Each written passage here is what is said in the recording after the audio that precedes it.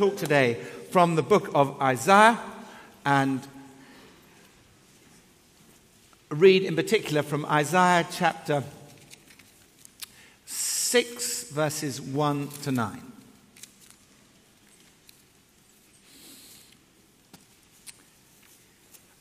In the year that King Uzziah died, that's the year 736 BC, so we're right back in the 8th century BC. In the year that King Uzziah died, I saw the Lord seated on a throne, high and exalted, and the train of his robe filled the temple. Above him were seraphs, each with 6 wings. With 2 wings they covered their faces, with 2 they covered their feet, and with 2 they were flying. And they were calling to one another, Holy, holy, holy is the Lord Almighty. The whole earth is full of his glory. At the sound of their voices, the doorposts and the thresholds shook, and the temple was filled with smoke. Woe is me, I cried. I'm ruined. For I'm a man of unclean lips, and I live among a people of unclean lips. And my eyes have seen the King, the Lord Almighty. Then one of the seraphs flew to me with a live coal in his hand, which he'd taken with tongs from the altar. With it, he touched my mouth and said, See, this has touched your lips. Your guilt is taken away, and your sin is atoned for. Then I heard the voice of the Lord saying, Whom shall I send? And who will go for us? And I said, Here I am. Send me. And he said, Go and tell.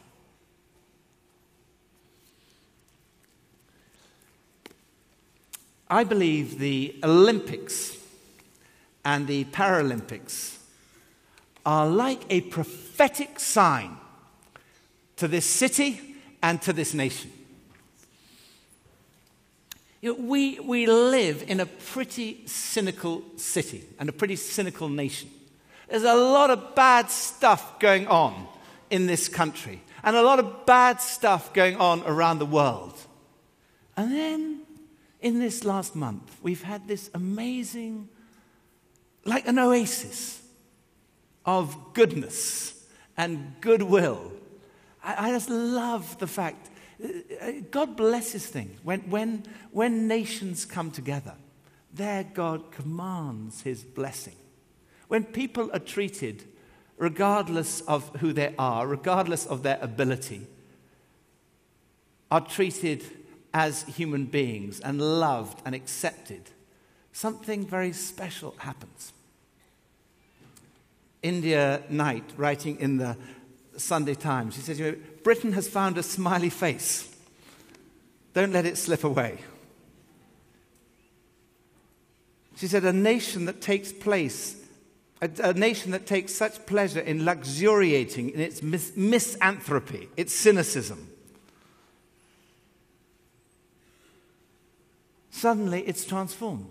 London was transformed. Everyone was happy, proud of their fantastic cities, smiling, excitement. It was amazing. All of these things together, we don't want to be left out. A society that's supposed to be atomized, we're incredibly keen on community, kindness, good-heartedness, and goodwill. Multiculturalism and disability became good words without a single negative connotation. Everything is possible. Glory for those who were taking part and a glorious feeling of inclusiveness for those who were not. This amazing oasis in a cynical world. And the book of Isaiah is a bit like this. It's kind of a vision of hope, of an oasis in a cynical world. Isaiah looks around the nation of the time, which is not unlike the kind of world we live in. He looked around and he saw corruption, bribery, he saw trafficking, human trafficking. He saw wars going on. He saw divisions. He saw superstition. He summed it all up. He said basically, the people have turned their backs on God. That on the one hand, but then he has this prophetic vision in which he sees hope. He sees streams in the desert. He sees the hope of new shoots of life, in particular one shoot. He sees a child being born who will be the Prince of Peace, who will be the everlasting Father. The government will be upon his shoulder. He sees a suffering servant arising who will atone for the sins of the people. He sees hope. He sees a prophetic vision within a society that as a whole is in a bad place. And I have a dream. I hesitate to say I have a dream rather than a vision, because I know in the Bible it says young men see visions, old men see dreams. So I don't dream a dream. I dream a dream about what could happen in our city, what could happen in our nation. Does it have to end now that the Olympics and the Paralympics are over? Couldn't not only it continue, but couldn't we have something that's even better? Because the kingdom of God should be better than even what we've seen in the last month. With the amazing things that we saw, the 75,000 volunteers. But couldn't this inspire us to something even greater? And that's my dream. My dream is that the church in this city, in this nation, should become something even greater. An oasis of hope in an island of cynicism. How could this happen? How could this be?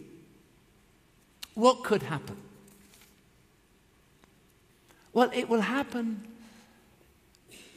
through people, individuals. You, me, each person. You can make a difference. You may think, well, what difference can I make? I'm too small to make any difference. There's an African proverb which says, if you think that you're too small to make a difference, you've never spent a night with a mosquito.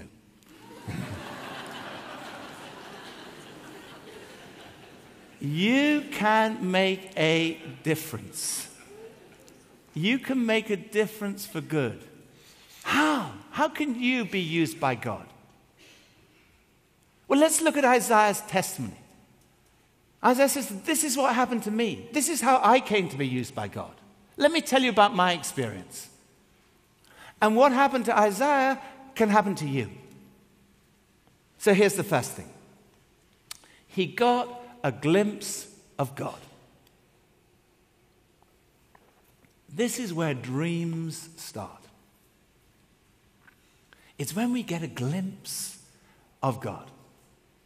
And I want to encourage you today to get a glimpse of God and to get a big dream for your life.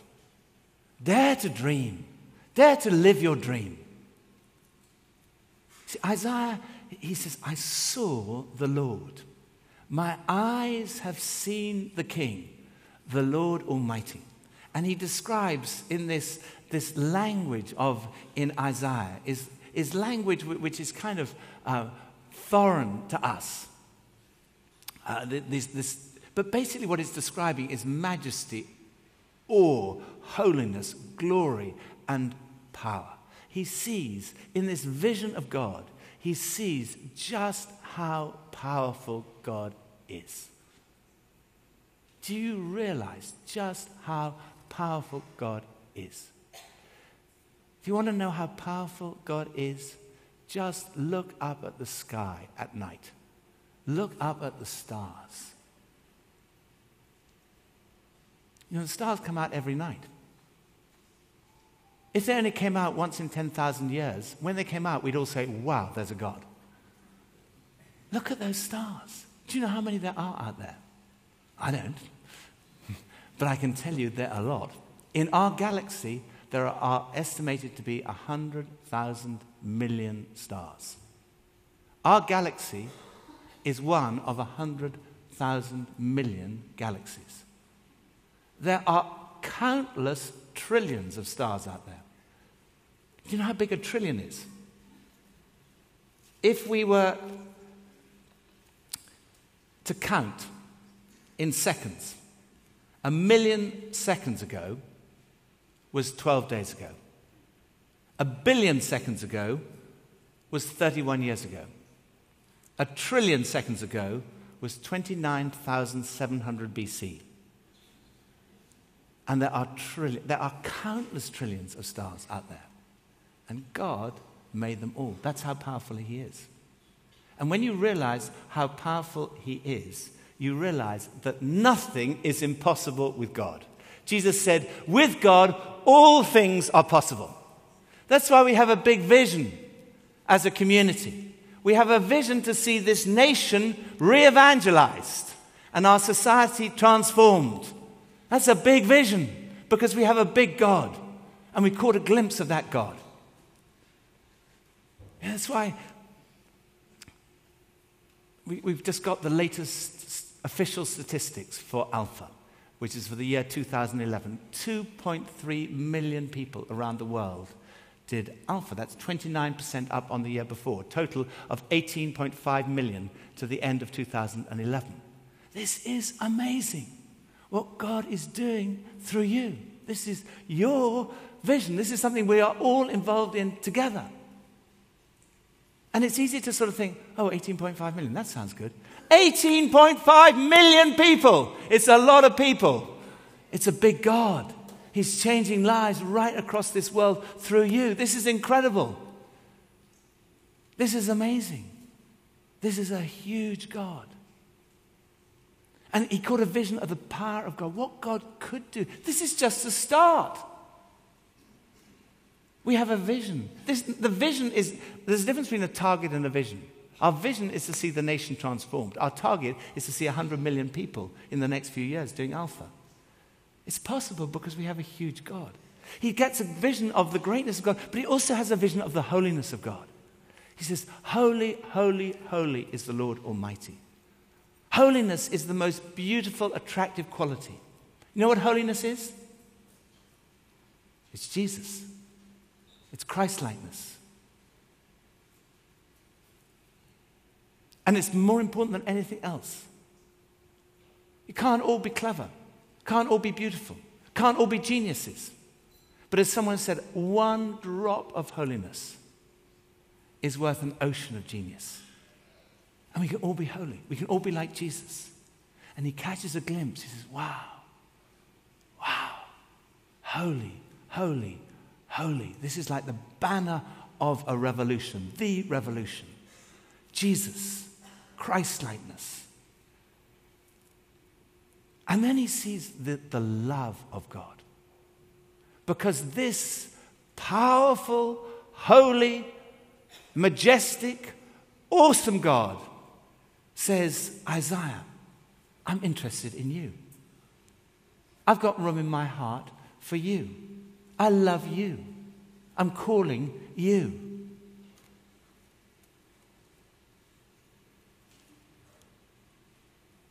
This is the love of God. This is the love of a father for a child.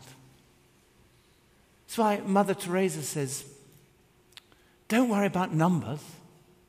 So just help one person at a time. And always start with the person next to you. Because that's God's attitude. He chooses the one. There's room in God's heart for you. He invites you to be part of, literally into the Godhead, into the Trinity. He says, I'm inviting you, I'm welcoming you, I love you.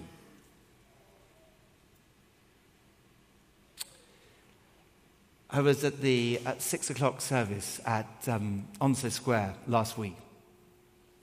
And I was involved in a conversation, a little group, which I couldn't kind of get off. Pips and I were talking to some other people, but I just saw, I shouldn't really be looking over their shoulders, but I was.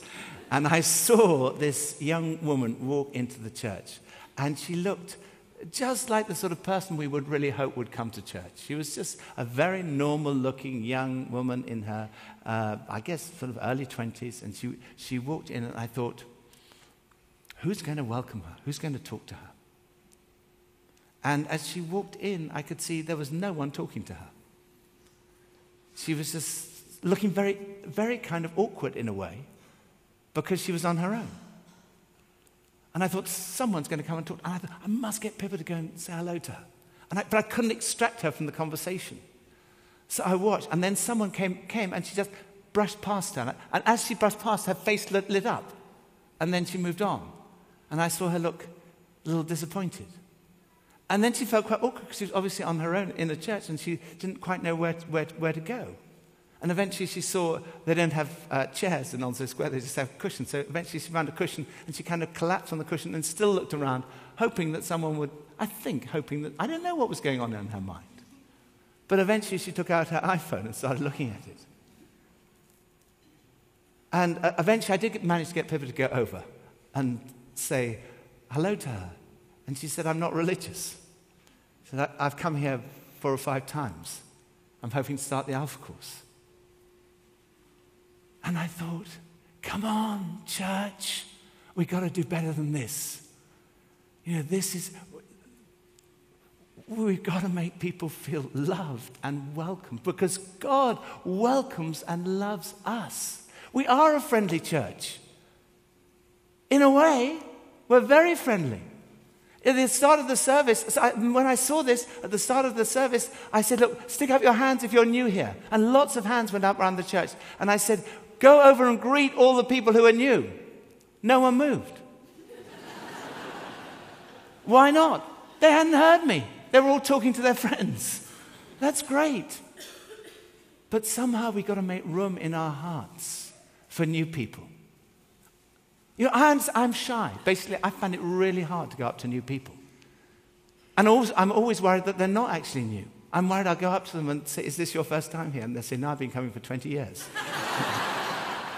And I'm on the staff. So I'm nervous of it. We're all nervous of going up and saying hello to people. But somehow we've got to do it. This is not, this is part of our DNA. This is why I'm talking to all of you. This is all of us. This is why we haven't got a marquee up this time. We're not saying go and sign up for this or that or the other. Because I want this to be, this is my dream, that it's in every one of your DNA. You come to church and you say, I'm coming to church to contribute. I'm not coming to consume. I'm not coming to rate the talk. How was the talk today? Oh, it wasn't very good. I love what Paul Scanlon says. He says, poor preaching is improved by good listening. So it's up to you how good the talk is today. It's up to your listening, because we're in this together. And I long for every single one of you to come to church to say, I'm coming here to contribute. I'm coming here to make a difference. I'm coming here to look out for the people who are... I have room in my heart for those who are coming into church for the first time. I know you've probably got your own register of friends is full, but can we make room for the new person, for the one? Can we be like God, who welcomes us into his presence, who says, every person who walks in here, it's kind of like, they feel like a stranger when they first walk in. And Jesus said this, he said this about the prisoners. He said it about the poor, but he said it also about the strangers. Every time you welcome them, you welcome me. Every time you welcome a new person who walks in here, or in Onslow Square, or in Queensgate, every time you welcome that person, you are welcoming Jesus. And that's the vision. That's my dream. That I don't want us to be a friendly church. I want us to be a church where people make friends. Where not they don't fill out some card, they don't have to fill out a card. It's great to fill out the card, but I want people to make connection. Not by email, but by personal connection. Come and join. Come to my pastorate. If you're not in a pastorate, join a pastorate. That's where you'll make friends. But to make this connection, to be welcomed in, to be this kind of community, not where it's relying on the staff to do it, or the welcome team, or the hosting team, but it's in all of us. It's in our DNA. This is who we are, because this is what God is like. God is powerful. God is holy. God is loving. God is welcoming. That's the vision. That's the dream. Second thing. Second, to be used by God. One, get a glimpse of who God is. Second thing is, live in the grace zone.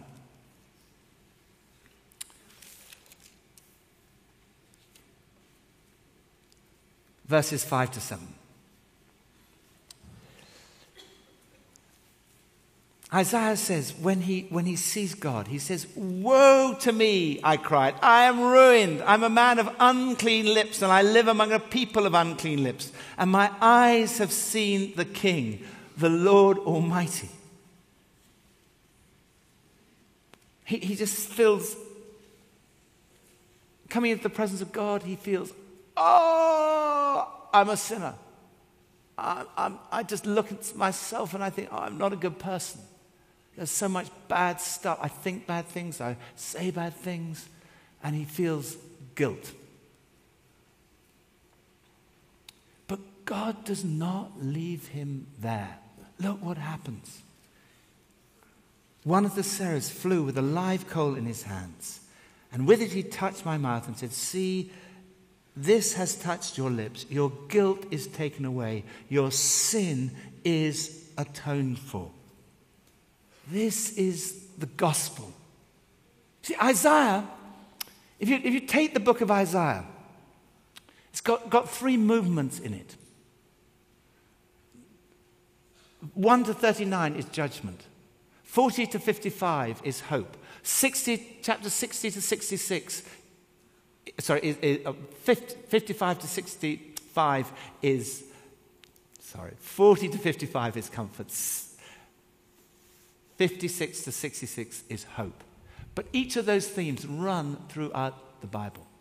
So judgment because there's bad stuff going on, because there's guilt. But then there's comfort and there's hope, because Isaiah foresees a suffering servant who will arise, who will atone for our sins. Unto us a child is born. This is the one who will be the suffering servant. This is the one who will die for you and for me, to take away your guilt. That's why you do not need to go around feeling guilty. You do not need to go around feeling there's a cloud between you and God. Jesus has removed it on the cross. You are forgiven, you are cleansed, your sin is atoned for. That's grace.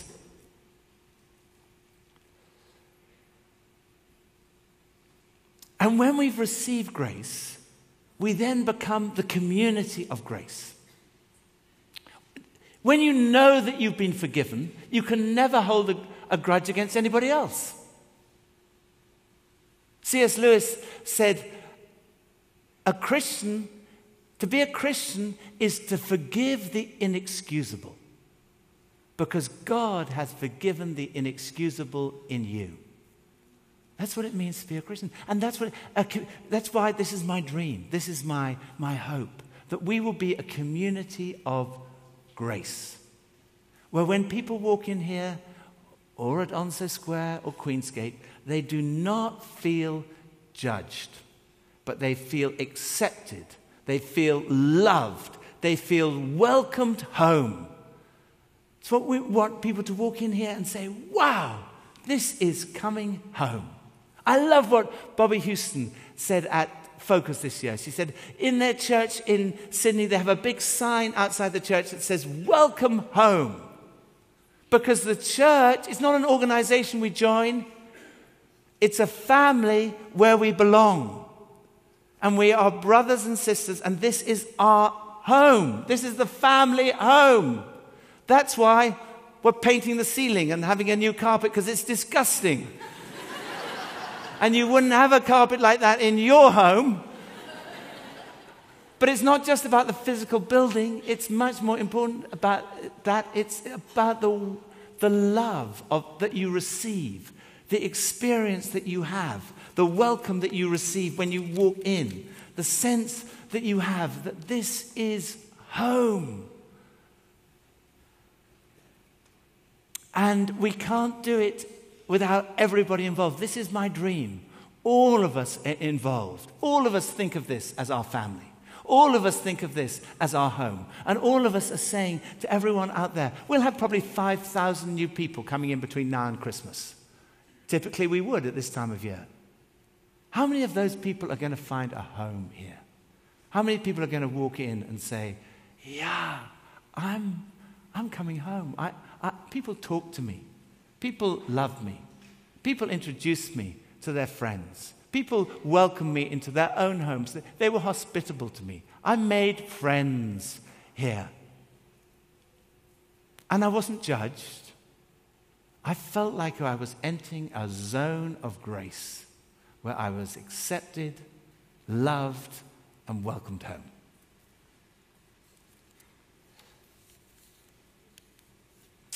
Third, if you want to be used by God, first thing is get a glimpse of God. Secondly, live in the grace zone. Thirdly, make yourself available.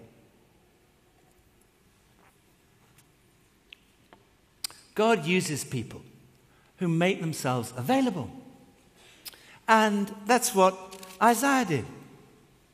Then I heard the voice of the Lord saying, whom shall I send and who will go for us? And I said, here I am. Send me. And he said, go and tell. At the end of this time, we're going to sing, or Shay is going to sing for us the song that was sung at the closing ceremony of the Olympics. Most amazing, beautiful song. But it's all about going and tell. You've got the words to change a nation, sung Emily Sandy. You've got the words. Go and tell. And Isaiah went out and he told. But before he did that, he made himself available. He said, here I am. Send me. This is my dream. That we will be a community of people who say to the Lord, here I am. Send me. I'm available for you. He didn't make any excuses. He didn't say, I'm too old. I'm too young. I'm too busy. I'm too bad. I'm not needed. There are other people who are better than me. Surely the staff will do it. He said, here am I. Send me. He didn't put any conditions. If you want God to use you, don't tell him how. Just let him use you however he wants to use you. Say, Lord, I'm available. I'll do whatever you want me to do. In my experience, people who've achieved amazing things in their lives have all started small. Because God looks for people who are faithful in the little things before he gives them big things. And God looks at us, are you willing to just come to one service and serve in another? Are you willing to be faithful with your money?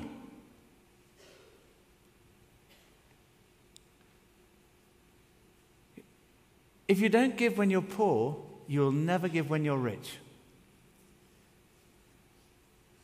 Because he looks to the little things. What do you do when you've only got a little money? What do you do with that? What do you do when you've only got a little time?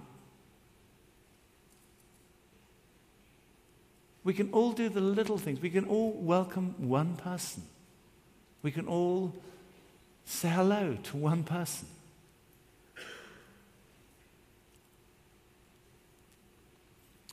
And Isaiah doesn't say, I'll only do something if it's really big and glamorous. He says, I'll do anything. Whatever you want me to do, Lord, I'll do it. I'm available. He says, I don't want to be a consumer. I want to be a contributor. I want to make a difference to this world. Use me. Use me, Lord. That's what I love to encourage each one of us. This is my dream, that we would be a community that gets a glimpse of God. We'd be a community that is a kind of grace zone that people walk into and feel welcome home. That we be a community where every single person who's part of the community says, here am I, Lord. I want to pray. I want to serve. I want to give. I want to be involved. Not through some system, but because it's in my DNA. This is what it means to be part of the family of God. This is what it means to be part of this community of grace and love. I'm available. David Walker told this story, and I asked his permission to tell it. And it's about a guy, a squaddy, a private in the British Army, a Fijian, his name is Derek. And Derek was out in Afghanistan, and he was in a Land Rover, and there was a 44-gallon oil drum filled with bolts and nuts and razor blades and nails, and it exploded under his Land Rover. And both his legs were blown off, and it was just left with flesh and the stumps, losing a huge amount of blood. And he was thought to have died. In fact, he was put into a body bag. But just before he passed out, he prayed. And what he prayed, basically he said to God, I'm available. Lord, he said, equivalent of Isaiah, here I am. He said, if you have a role for me in the future to be an inspiration for others, let me live. And he made himself available. He thanked God for his life. And although he was put in a body bag, somebody unzipped the body bag, and they saw that there was a slight pulse. And they took him to the hospital, and 9 days later, he recovered consciousness. And his wife took a picture of him, and that's how he discovered actually how terrible his injuries were. A year later, in 2008, he was in a rehabilitation center, and he watched the Paralympics in Beijing. And he said, I'd like to do that. And he started to train to be a discus thrower. And just last week, there he was, hurling the discus in the, I think it was in the F-57 class. 2 artificial legs decorated with the Union Jack. And he had a special frame made for throwing. He's in incredible pain, but he's able to, with this frame, he's able to hurl his body. And although he's won medals in other games, he didn't win a medal this week. But this is what he said. I love this, because this is what I say. I think the Olympic Games, the Paralympics, are like a prophetic sign. They're an inspiration. These people, I just find them so inspiring. This is what he said. He said, I'm determined to inspire others. I want to put a smile on someone's face, especially anyone who's lost a limb and thinks that they can't do anything. If you think what he can do, what could we do? To inspire someone like that would be more rewarding to me than £1 million. I don't regret losing my legs because I did it serving this country and doing something I love.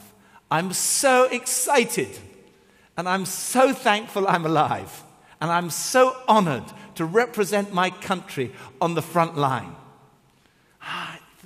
Isn't that what we all want to say to God? Lord, I'm available. I'm honored to represent you on the front line. I'm willing to do anything to go out and be an inspiration to others and make a difference for Jesus in this world. Amen.